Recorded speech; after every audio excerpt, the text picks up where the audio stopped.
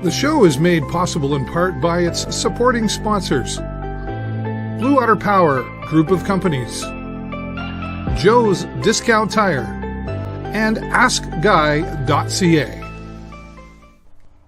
Hello. You already started for me. Look at that. Hello. I'm ready. That's really how you do it, right? And Hollie, Millholland, thanks so much for having me here. We're at your parents' house right now? Yes. Yeah. I grew up here, so it's perfect. Yeah. Boy, I've been thinking about this for a few... You've probably been working up to this. What am I going to talk about? Yep. Yeah, and you were like... You seemed really excited when I said, Hollie, I want to interview you. I definitely was excited. I think it's cool to be able to have a platform to tell my story as an individual. Not a lot of people know me. I mean, they see me around. They saw me at Needham's Marine when I worked there. Yeah. A lot of Sting fans know me from the arena. I'm kind of all over the place. I'm a Y member, so... Yeah, you're busy. Yeah, I'm a busy person. That's good. Well, Hollie, you and I met just a few years ago, right? Yeah. I guess it was kind of like at the Sting, really, where we first met. And Yep. I had you on one of the broadcasts there. I remember that. And I remember she was excited then, too. She's like, oh, my God, I get to be on the... But here's the thing. I was really happy to have you on there because you know way more about hockey than I do. Right? Fair. I've been a big fan for a long time. I'm really not a sports guy. I'm the entertainer, so I put people like you beside me. Yep. And then I look great. There you go. Right? So you got Sting smart. Nation behind That's you. right. I love that. Talk about that. You said hockey's been in your life for a long time. Yeah. Like from what point? Well, I think we said my mom's here, everyone. That's Doreen. Okay. Hi, Mom. Shout out, Doreen. I think we started going to games, this season. We said since 1996. Wow. And I was born in 92. So right. I've been going for a long time. I have very vivid memories of hockey games when even just we used to warm up to Blink-182, the rock show. Oh, yeah, I remember this vividly. I remember Dusty Jameson was my favorite player. I think it's safe to say that going to the arena, going to games, that was a safe space for me. Oh, so I just felt at home, that sense of community. I've always had that with the Sting. So yeah. I think that's one of the things I noticed about you too is your community yes. vibe, if Absolutely. you will. I love it here, and I had to go to school in Ottawa and then realize, holy crap, now I just miss home. Is that right? And I missed the lake. I missed my family. I felt like I was missing out. And then as soon as college was over, I basically ran back home. And I've been here ever since. I don't plan on leaving. Yeah. Hollie, you're one of those people that, it sounds cliche, but you walk into a room, you light it up. And I always notice, at least at the Sting games anyway, anytime, you're the first one to say hello. I try to do that, but you always catch me first. You're like, "Hey, Dave," Yep. And that makes you a pretty genuine person, I think. I think so too. Not to toot my own horn, but no, my parents, they raised me right, and both of my parents will say hi to anyone that they know or see in public. So I definitely get that from both of them. Mm-hmm. What'd you go to school for in Ottawa? I went to school in Ottawa in La Cité collégiale, so I'm French. A lot of people might not know that.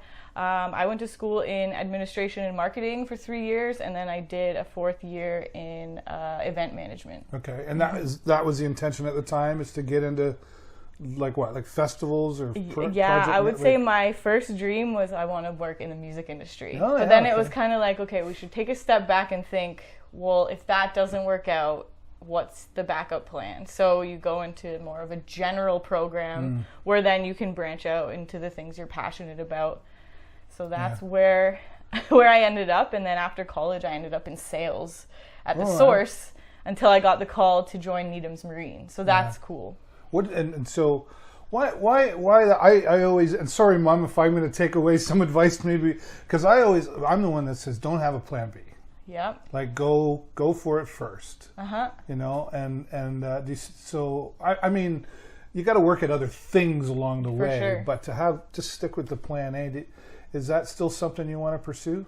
Honestly, the events and the music side? The more I get older, the more I realize that it's just fun to be a fan of music. Yeah. I don't want to know the horror stories that go on.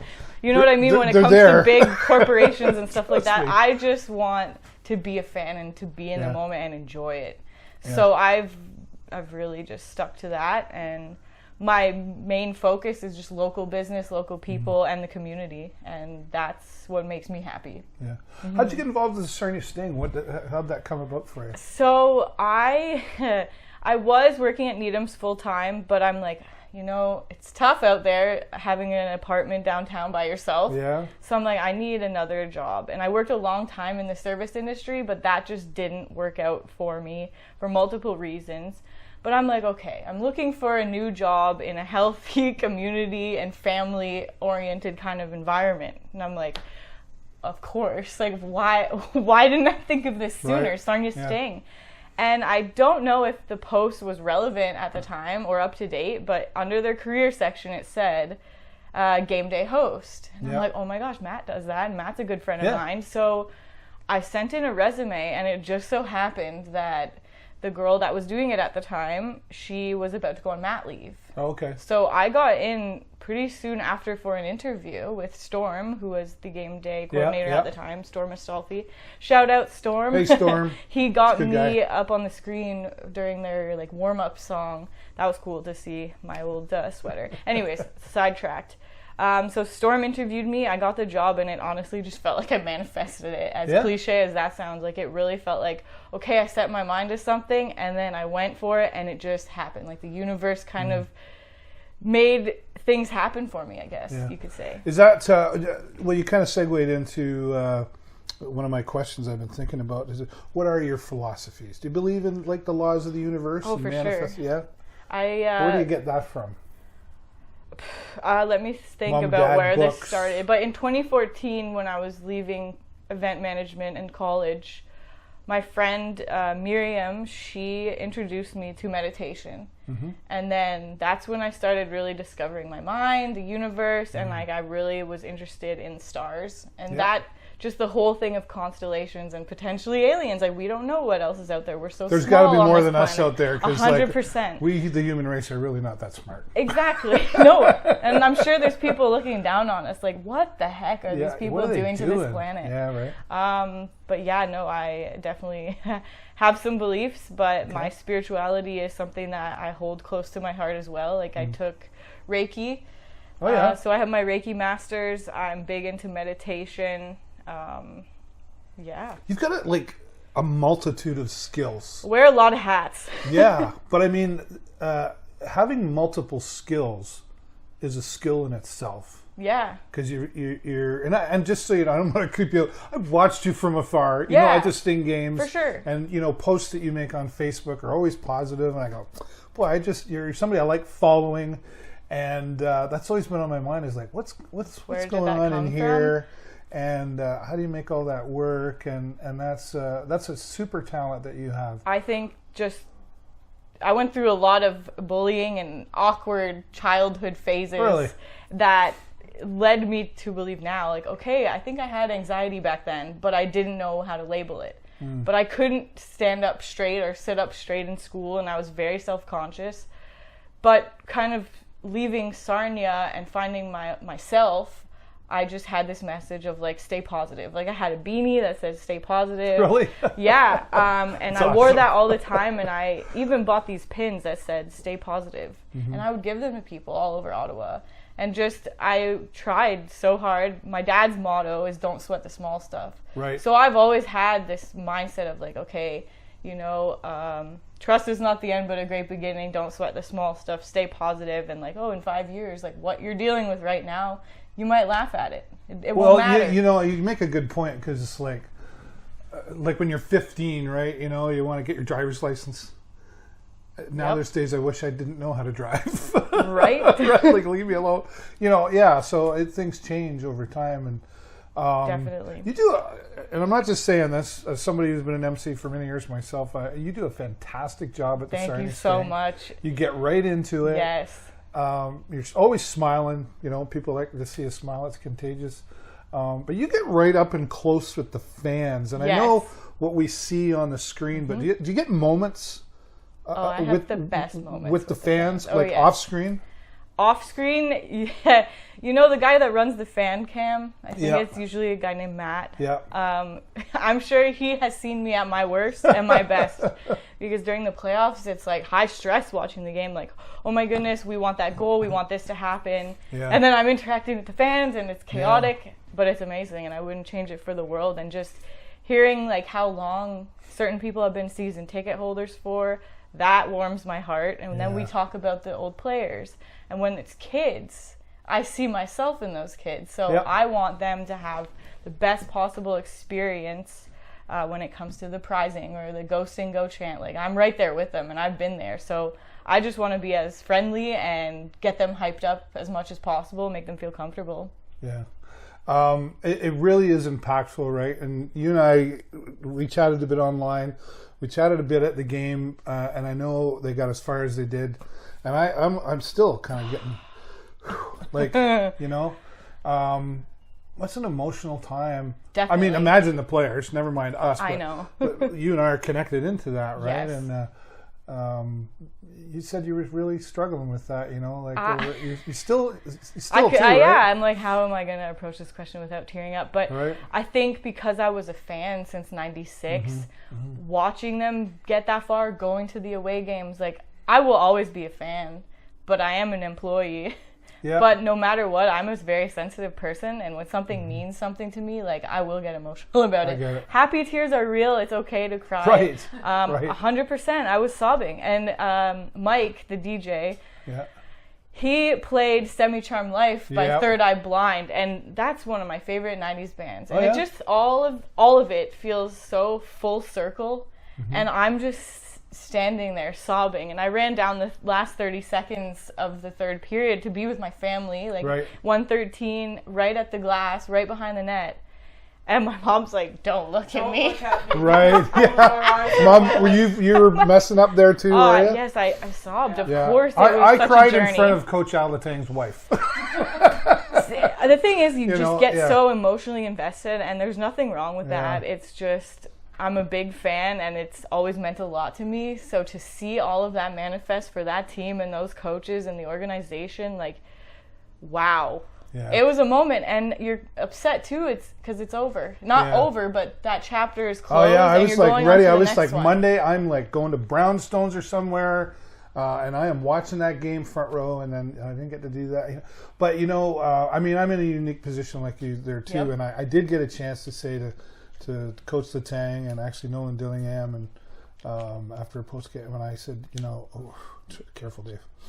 I said, you need to understand, I hope you understand the impact that you have had on this community, not just 100%. As a team, but you have that same impact, you know, when you're doing your thing out there too. I hope so. And Matt, you know, and everybody's involved. But you really take it to heart to do that job, don't you? 100%. Like, you love it. I take You're just like, I'm here. So seriously, and like, God bless Jake Burry, Daniel McCauley, and Matt McNeil for making me the host that I am. Like, I wouldn't be where I'm at as an employee without those people. Like, they really push me to be better every time. And now I'm an employee that is trusted and that can perform.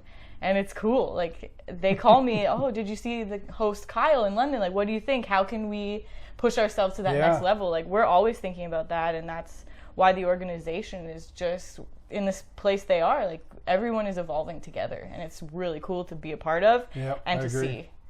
This team's just getting started? I think so. Yeah. And it won't take us that long to get back to where we were. So yeah, right on. I'm in it for the long run, I hope. That's cool. What else do you work at? Can you share that? So yeah, I was in between jobs. I worked at Needham's Marine for almost 9 years. What did you do there?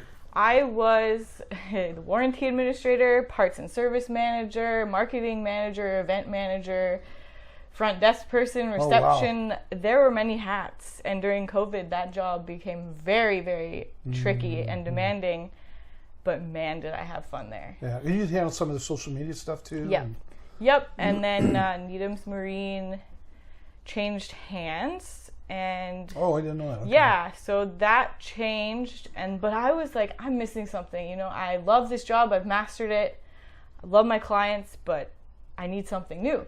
So then I transitioned over into the world of nonprofit. I was at United Way for a little bit. Oh, yeah, right. And then I ended up at the Sexual Assault Survivor Center in marketing and office coordinating. So it's kind of like finally I'm in my field. Right. And I know that the work that I'm going to do is going to be, one, fulfilling, but two, impactful and helpful for this community. And at the end of the day, as we've discussed already, like, this community means a lot to me. So knowing that I'm going to be making a difference, that I'll be able to see and measure it. Okay, like, these people are coming in and they're happier because my face is greeting them at the desk.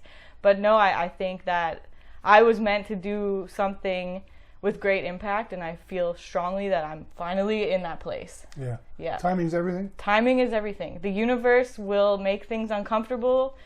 Has to be, right? And then you're forced to move and change and grow, and that's where I'm at now. And it's like the very early stages of that, but I finally feel like, wow, I'm in the right place. Yeah. And for now.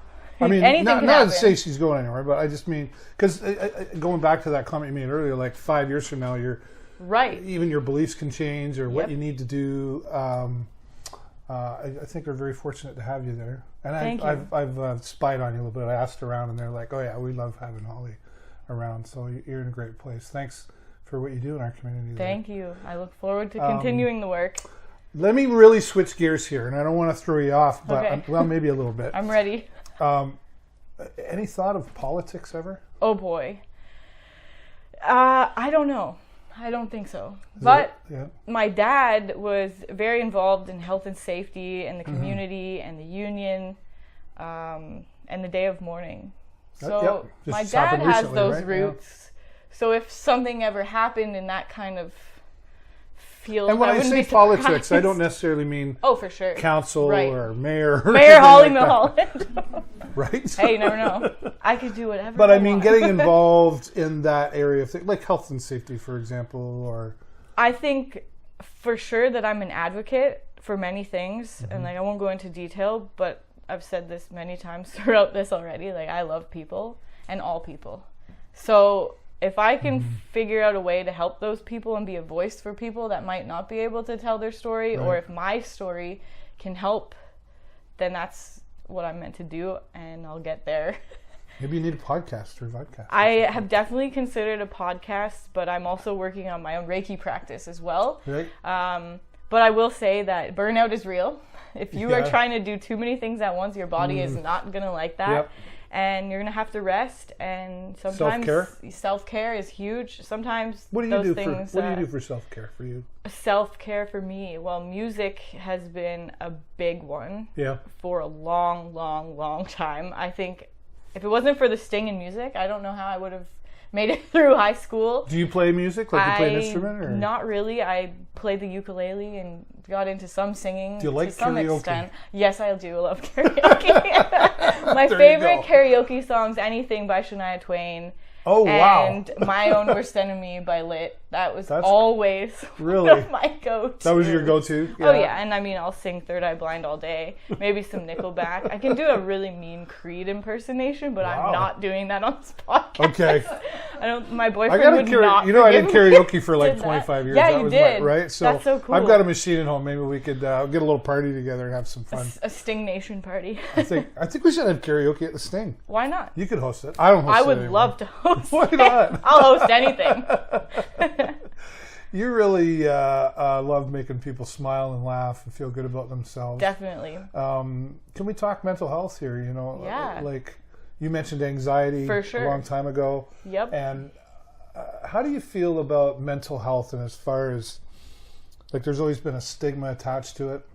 I think that being vulnerable is important. Tell your story, reach out to people, because you don't know the support that is available to you unless you are actively seeking it. And for me and my mental health, my journey kind of started with more holistic healing methods. So I'm talking Reiki, meditation. I did subtle touch body therapy, which is really just light touching on your body, and like, oh, well, you have some tightness in your left shoulder, and this indicates I really this. do actually have some really trouble back here. Can you fix that for me? I don't know if I can fix it, but there are people who can. It's not magical, but is it? Well, like energy healing is definitely something I believe in. I know a few people that do that, actually. Yeah. I got to admit, the first time I I made myself vulnerable at an event. Yes. And they did this, I don't remember what it was called, and there's like, it was very vivid, almost like dreaming.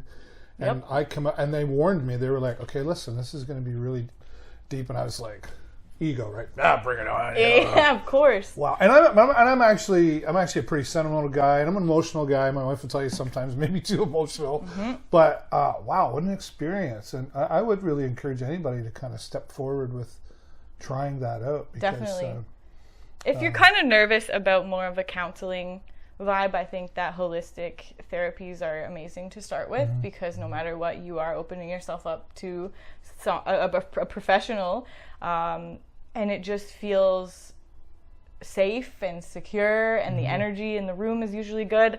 I've never had a negative experience with Reiki or anything like that, but when it comes to healing, I think it takes a village, and I'm talking naturopaths, I'm talking osteopaths, I'm talking counselors, Reiki masters, meditation people, yoga people, my trainers at the Y, like all of those people have been my self-care army, we'll say. Self-care army, I like that. Yeah. That's cool. Yeah. There's a lot of layers when it comes to mental health, and it's also what you're putting into your body, right? Yeah. Food is everything. Have we progressed as far as being able to more open to talk about it? Oh, for sure. Yeah. I like think. You saw, sorry, go ahead. I think I'm obsessed with just self-help, and I think that's why I ended up in the field that I'm in now. I believe in it so much, and I think everyone should have a counselor, and I think that men should get counseling as well. I think it's important to drop the stigma. I think it's brave to talk about your struggles. Men, I'm weak. If I go for help, I'm weak. Well, we need to just destroy that way of thinking. That is so wrong. I think anyone could benefit from talking or reaching out. So you would have, like you said, you watched the interview I did last week with Andrew Thomas. Yes, and he talked about that. He sure did. And he was in something called Sarnia Sting. Have you heard of that? Yep.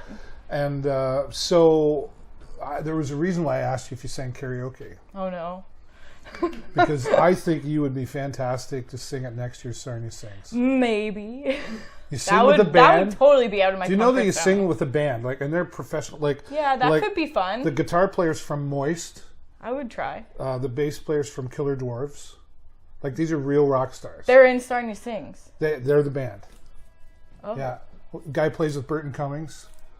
The drummer's been on, or the one player's on Race to a Race, and the drummer I think was on what's it called, Come Away or whatever. Yeah. So you need to be in that. I guess the thing about growth is when you didn't give me a straight answer. When you seek discomfort, that's usually where the magic happens. Yeah. And I learned that from a YouTube channel called Yes Theory. Seeking discomfort, that's where the growth happens. And Jake Burry has said it to me a few times too, you're uncomfortable, but you're going to grow and change, and that's where the magic happens. But yeah, maybe Sarnia Sings would be an option. I think the hardest part for me would be getting to an audition, because I'd be like, well, who am I to think that I can sing like that in front of Sarnia? I just asked you, and I help Adam do more of that. So there you go. You have an open invitation. So you're on my hit list. Okay. Best experience yet. Andrew Thomas did it. He went up and did it. He's a singer. He does karaoke. Oh my god. You do karaoke. You could do Semi-Term What? That's true. I could also sing The Rocket Summer. That's my favorite artist. Right. He just put out an 8th studio album, and if I get up for 1 second, it just got delivered to the house. Oh, look at this. A record album. This is the 8th Rocket Summer studio album called Shadowcasters. It just came out today. That is so cool. Yes, I'm still into vinyl. Remember records, Mom? She has my collection. Oh, that's fantastic. Yeah. You, okay, so you're on the hook for Sarnia Sting, just so you know. Okay. I'm open to it. Just do it. Be like Nike and just do it. Okay. Do you know what Nike stands for? Do you know what Nike is? Yes. What? Like Nike, the brand? Yeah, but do you know what the word Nike came from? No. It's a Greek goddess. Goddess of victory.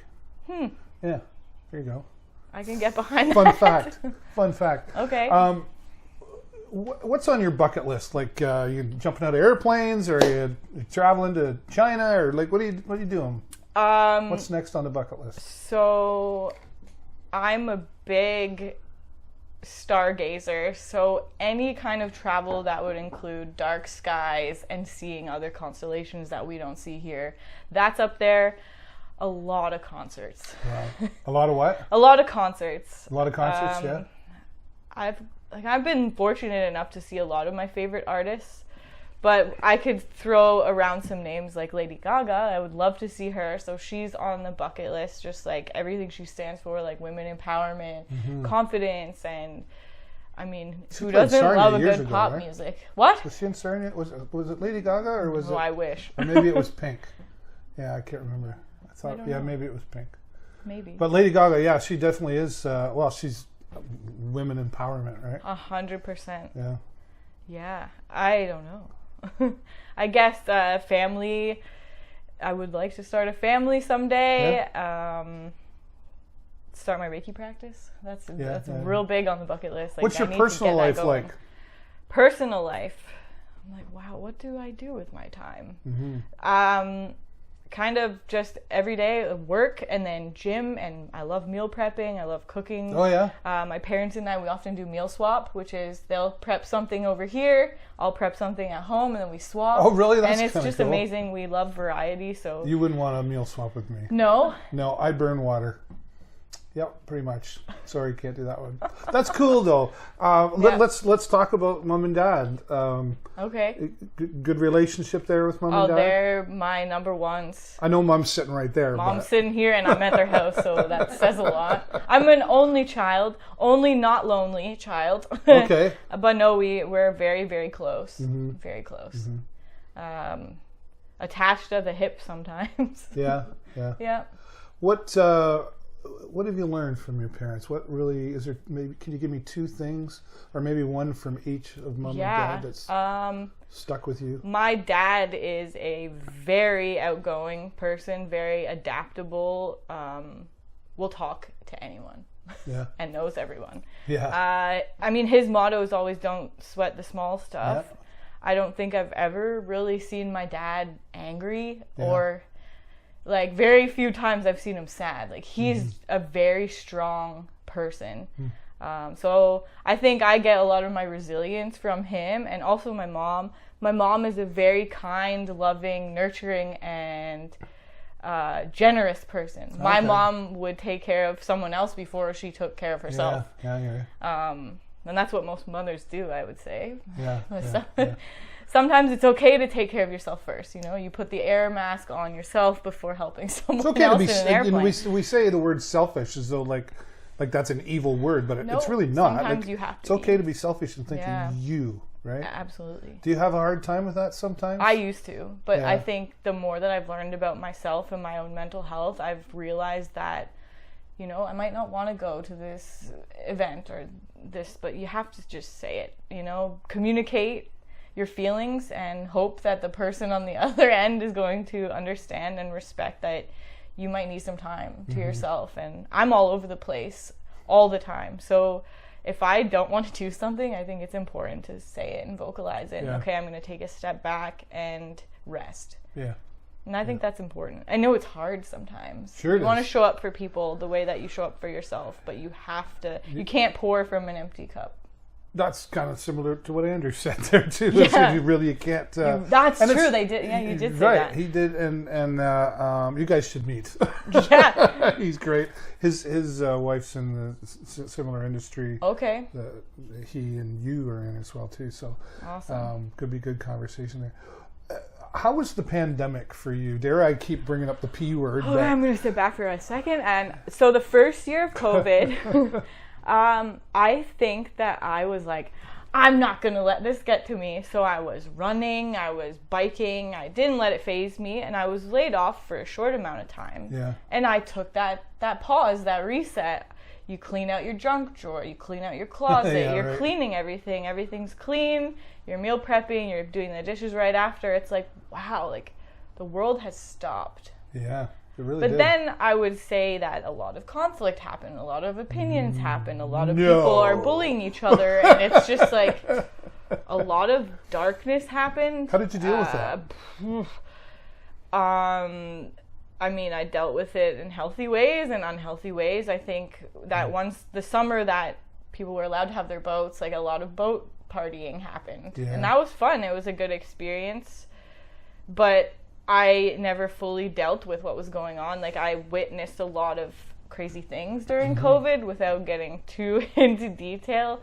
But one of my lifelong friends was killed during the pandemic, and that really, I guess that second year into COVID, I was like, okay, this is where I'm going to reach out for more help and just deal with all these traumas and fears and just icky feelings. So the second part of COVID was rough, but hey, we're on the other side now. Right. And I can honestly say that I am proud of the self-work and self-care that I've done, and I'm just glad that that's over. Yeah. Honestly, during COVID, I had some tears, and I'm like, wow, I'm never going to see the rocket summer again. It was like this dramatic, like, oh no, everything's different.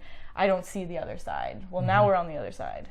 And now it's like, okay. There's light at the end of the tunnel. It's just a really long tunnel. Yeah. Right? Well, it's crazy. I had just started working for the Sting, and then all of a sudden the rug was pulled out from underneath us, and we were all forced to pause and change and I remember being there still, too, and it was like I was still broadcasting my show, but there was nobody there. Yeah. Josh was still doing the PA announcing as though there was nobody there. Like, it was weird, and it was kind of creepy at some point. 100%. Right? It was like, you could hear the applause and the speakers coming out. Yeah, the phantom cheering was weird.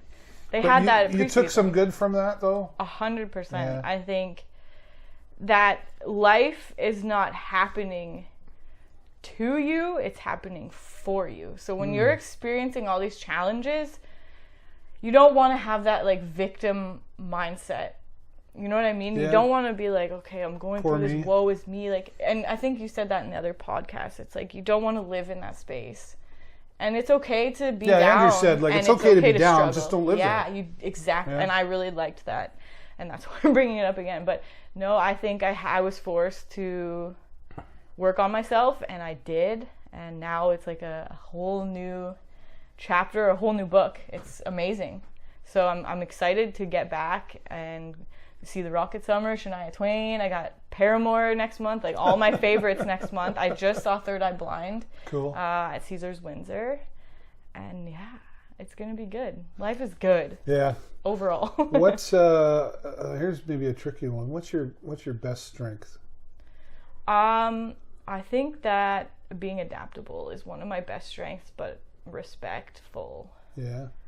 What's your weakness, Hollie? Weakness is always that I'm too sensitive and I care too much. Yeah. You know? That's good and bad, right? Exactly. It's a strength and a weakness. It's like really. an interview for a job. Your weaknesses are actually a strength depending who you're talking to. But you know, like, do you ever read any, like, Mother Teresa stuff? Yeah, check into that. Like, she'll say things like, or she wrote things like, you know, if you stand to love someone, you know, you likely get hurt. Love somebody anyway. For sure. Strength and weakness, right? Oh, yeah. Inside of that, right? And, you gotta take risks in life. Yeah. What scares you the most? That's a good question. Now we're getting deep. What scares me the most? I guess losing my family or losing my boyfriend. Like, the people that have really made a positive impact on my life. Like, I guess learning to live without those people will be very scary and unfortunate. Yeah. I don't... Any weird bugs that I...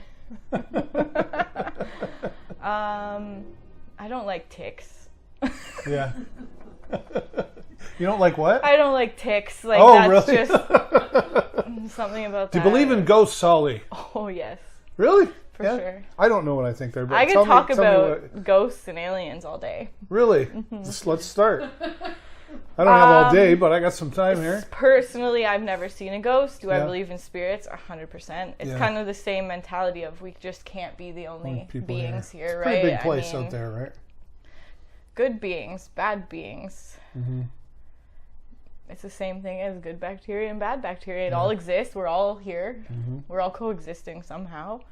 But yes, I think ghosts and spirits are a thing. I did see a psychic at one point in my life, and that was very interesting because a friend had booked it for me. This person did not know who I was, and she told me a lot of things, and I was like, how would this person know this? Right. And it was amazing. Like, I've never had that done. No, I will recommend someone. It's almost like that first time Reiki thing. I'm like, I don't know if I want to know the truth. You know what I mean? Like, because we do have to deal with truthfulness in ourselves, right? Like, and are you accountable to yourself?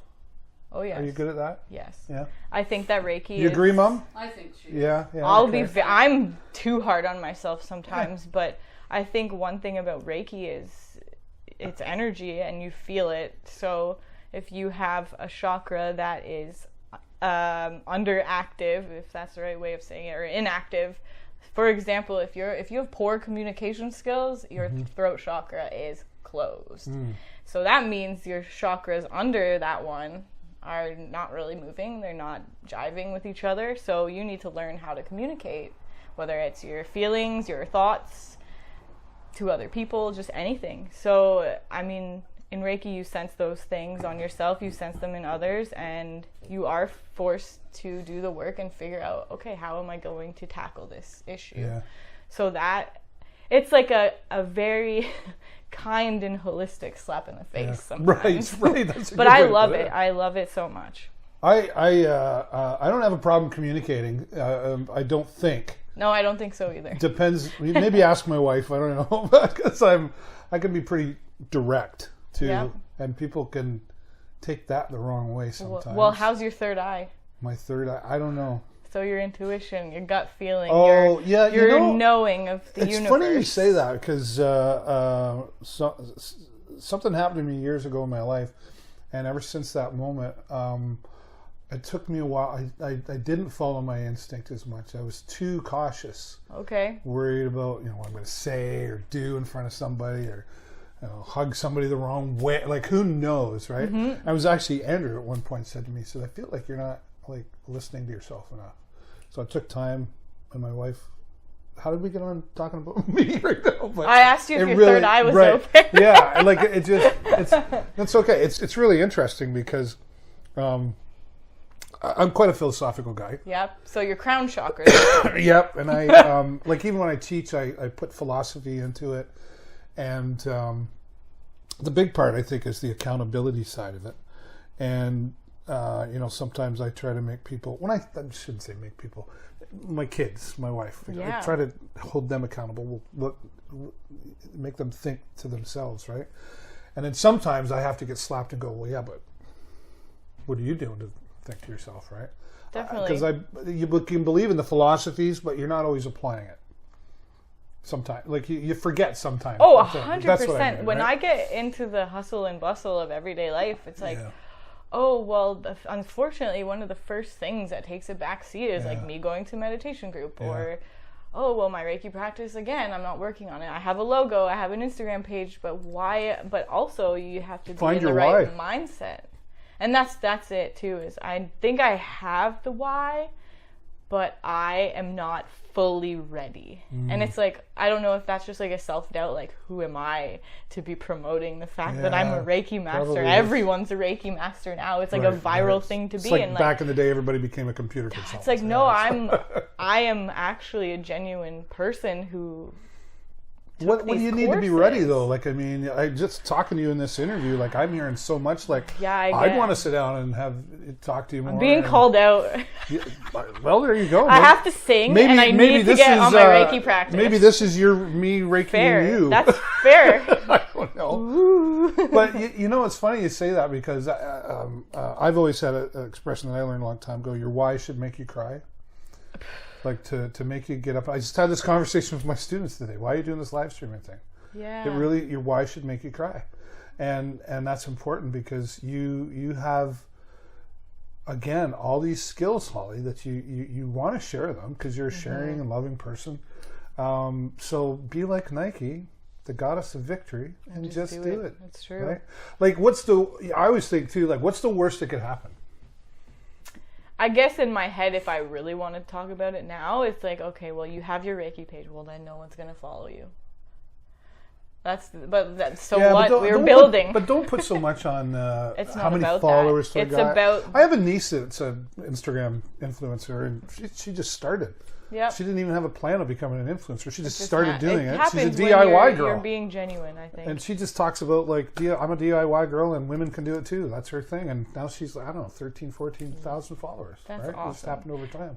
I don't think it's about followers, but it is about the quality and that energy exchange. Yeah. I think a big thing for Reiki practitioners and Reiki masters, it's like, what do you charge people? Yeah. And that's tough.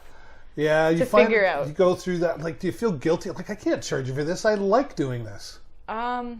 Yes and no. When I first started practicing, when I had my level 1 and 2, someone would bring me like a Starbucks gift card or like a Starbucks gift card and flowers. Yeah. But a lot of the time, if I was doing Reiki on an old friend from elementary school or high school, like just that exchange, because you're connecting with someone on a deeper level, like that was enough for me. Just seeing that person, like feeling their energy, being there for them, supporting them, and then just seeing that this is working is really cool. Well, here's a tidbit, if I may. Yes. Money isn't everything, but it's up there with oxygen. It is up there. You need it to live, concert tickets. Right. Well, there you go, right? And even just start with that to say, I just want to make enough money to pay for my concert tickets.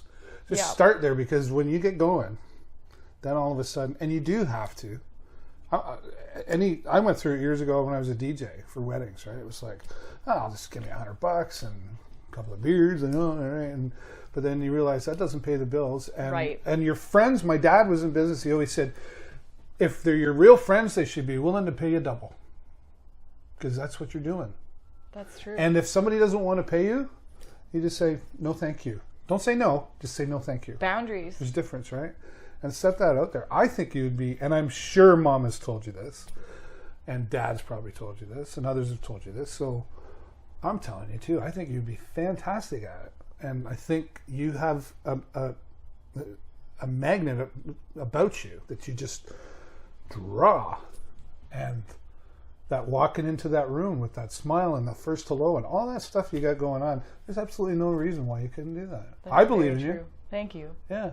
I believe. But self-doubt gets in the way sometimes. It sure does. Right? It's like, well, who am I? I'm Hollie. Fear of failure? Fear of failure? I don't think so with the Reiki stuff, but I'm kind of at a point in my life where I'm just battling, and I've battled like the sexism thing. I tackled that, and I'm like, nothing is going to get in my way if I want something. It's not going to be easy, and you fight for it. So what's stopping you then? Maybe putting her on the hook here, folks. I want to say time, but you make time. I guess one of my fears, honestly, is burning out again. Yeah.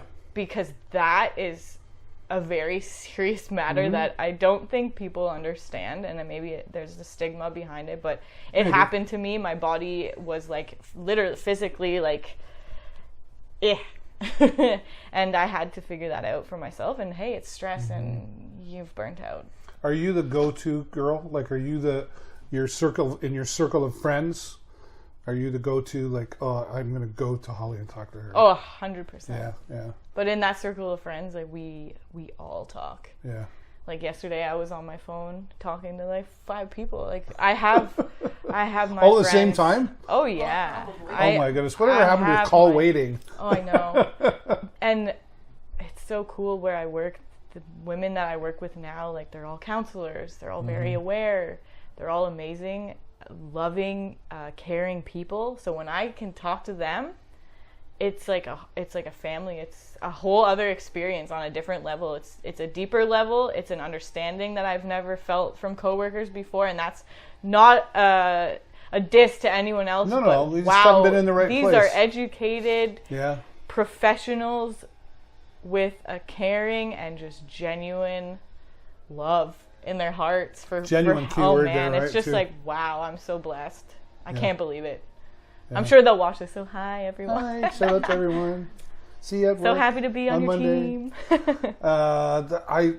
So I'm watching now, Hollie. I expect to see you out there doing Reiki. Not that I could make you, but I would strongly encourage you to do that. I know it's an awkward place to be because there's something you want to do, but I'm not sure. You have that self-doubt. You're being self-employed and like, what do I got to do this? Like, how do I do this? I don't know. I'm just going to do it. That's nothing wrong with that's the mentality I always week. took. When I started the show, it was like, my wife said, what are you going to do? I'm like, I don't know. I'm starting a show. She was like, okay, here we go. She had no clue, right? Yeah. Fortunately, she was there, right? You surround yourself with the right people. There's an old saying, I don't know if it was Jim Rohn or Zig Ziglar or one of those guys said, you become the average of the 5 people you surround yourself with the most. So surround yourself with the right people and great things will happen. Like, if you want to be a millionaire, I can tell you how to do it. Hang around millionaires.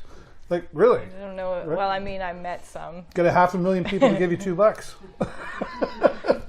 Sounds pretty simple in those terms, doesn't it? Sure does. Because you only have, like, can I share your age? Yeah. You're 30 years old. Yes. And amazing that you're 30 years old doing what you're doing. But 30 years old is only 30 summers, 30 springs, 30 winters, and 30 falls. Puts it in a whole different perspective, doesn't it? Yeah. And most of us might get about 80 of them. So you're only 50 away, Hollie. Yeah. Does that kind of scare you? Oh, yeah. Yeah. It's funny. I was more terrified to turn 20 than I was 30. Oh, yeah. I'm like, wow, I'm 20. I remember. But now I'm like 30. I'm like, yes, like 30. Yeah. Like, things are different. I'm more in my skin than in my body now. I get it. But there's a long never journey. Stop learning. Oh, no. Never stop learning. The journey never stops. Keep reading the books and keep growing and keep listening and keep just doing because it's over. Like, I think of my father, he's passed now, but he was 83. And I think of my children are 23 and going to be 26. And I think, how did that happen? Then when my father turned 80, I was like, how did that happen? Mm-hmm. Right? And then, like, I'm 54. And I'm like, how did that happen? Like, all those things, those perspectives to you, right? And maybe I woke you up a little bit saying, you've only seen 30 summers. Honestly. Kind of go, well, and that's from a movie that Eddie Murphy was in, actually. I think now that I've got like a steady schedule, I have the Sting thing on lock. Hopefully they'll have me back next year. The Sting thing. Yeah. And just hopefully I'll be in a place where I can get rolling. Yeah. And not be afraid and not self-doubt. Mm-hmm. Yeah. You just, it'll happen. You got this. It'll happen. Can I add a little tidbit? Yeah, absolutely, Mom. I'm very proud of my daughter, Hollie. Yeah, you can see it in your face. She is very resilient. She's a very giving person. And when she's focused on a goal, she will be determined to reach it. And for that, get out of the way. I will always be proud of her. Yeah, I don't know how well we picked that up, but Mom's really proud, and it's just talking about when Hollie gets really focused there. And that's thanks for sharing that, Mom, because I've been watching you, but I've been glancing over at Mom while we're talking, and I could just see the proudness in a Mom's face. That's awesome. And that's a good place to be. And Mom, I think you would agree too, like to hear other people say nice things about your child when they come up to you, even on the street or something. And we met kind of before, and that's you were one of those people. That's right. You stopped them at Brownstones, I think. I saw you at Brownstones yeah. Sting game. That's right. And I was like, your daughter is just, like, I just adore you. You're fun. I think it's the genuine side of you that I really adore the most about you. Thank you. I appreciate that. And then the smile. The smile helps a lot too, right? Real. Real for sure, right? But laser focus, right? Laser is, what a laser does, right? It's just right pinpointed there. Yep. And like if anything gets in the way, do you know what happens? Burn. The laser zaps it out of the way. Yep. Like the rocket ship going to the moon is off course 95% of the time, but it's got that computer that keeps it right on point, right? And I think you're right on point. Not that I'm any expert. Yeah. But just observing what you've done. I think I'm getting there for sure. Yeah. Or I feel this is the closest stops. I've been to where I've wanted to go for a while. Yeah. And that's blessed. Well, I'll be checking in with you now that I got a little more info out of you there. I know the what behind you're the scenes. kind of up to and everything. That's great. Yes. And I'm really happy to call you a friend. Thank you. Beyond working together, has been awesome. You're just a fantastic lady. And follow along. She likes making new friends, so I go find her on Facebook and say, hi, I saw you on the show. And Hollie Millholland, Hollie Beans _ on Instagram, moonrise.reiki. That's awesome. Whoa, that's never been said before. No? No. There you go. I have to go follow you there. I wish I had more time for this interview, because we could... I'm sure. We could. Let's do lunch, coffee, beer. Beer could happen. There you go. Mom, thanks so much as well for giving us the time. And I'll say it this way like I always do. Yeah, click the like, click the love button. But please click the share button. It's the most important button, because we're going to share the stories of great people in our community like Hollie Millholland and spread it around. And let's get to know each other, the people in our community. As always, that's all the time I got for you this week. Have a great week and an even better weekend. And go Stingo. Yeah, we'll see you next time on the show. Go Stingo!